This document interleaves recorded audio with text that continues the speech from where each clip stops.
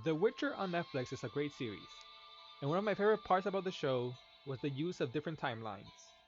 At what moment did you realize it was set in different timelines? For me, it was episode 3. My girlfriend took a little bit longer until episode 4 when I had to explain to her what was actually going on.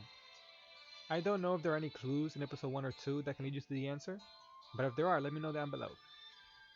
It's funny to me that I purchased The Witcher 3 on Steam about 2 months ago, so that kinda gave me a window into some of the characters and made it easier for me to remember names and places. I love fantasy shows, so I was probably going to watch this anyway though. I don't have too many criticisms of the show. Everyone is acting well, the story and character actions make sense, it's shot very well, and the atmosphere it sets up really keeps you hooked in. I've heard others say that the lack of exposition regarding the world is pretty tough for first timers, and I can understand that. The names used aren't common, so they become hard to remember. Girl using potions without explanation can be confusing too. We never see him make them or even describe their effects. I don't even know if the average viewer will be able to remember that Geralt can use magic. They don't bring much attention to it the few times he does use it. The only thing negative I felt when watching the show was that sometimes I felt like the pacing was a little slow.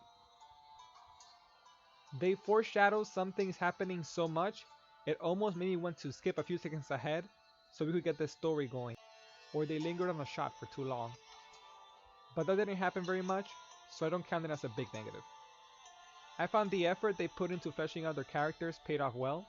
I care about their feelings and understand why they chose to do what they did.